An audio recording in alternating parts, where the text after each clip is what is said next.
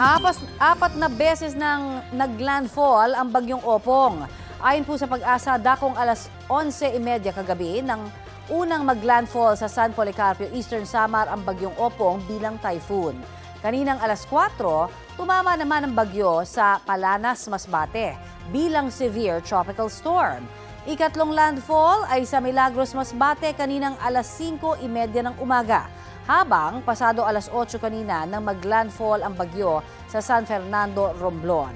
May mga inaasahan pang landfall ang bagyong Opong. Nananatili itong nasa severe tropical storm category. Taglay ang lakas ng hangin na aabot sa 110 kilometers per hour. Tumutok sa balitang hali para sa listahan ng mga lugar na isinailalim sa wind signal batay sa 11 a.m. bulletin ng Pag-asa. May banta po ngayon ng daluyong o storm surge sa ilang bahagi ng Southern Luzon at Visayas dahil sa bagyong Opong. Posibleng umabot sa 2.1 hanggang 3 metro ang taas ng tubig dagat na raragasa sa ilang coastal area sa Albay, Batangas, Camarines Provinces, Marinduque, Masbate, Mindoro Island, Palawan, Quezon Province, Romblon, Sorsogon, Samar at Northern Samar.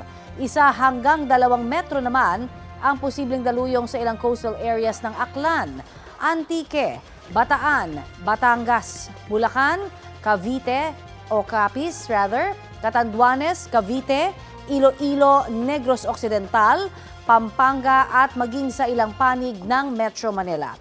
Ang mga residente pinapayuhang lumayo sa mga dalampasigan at agad lumikas sa matataas na lugar.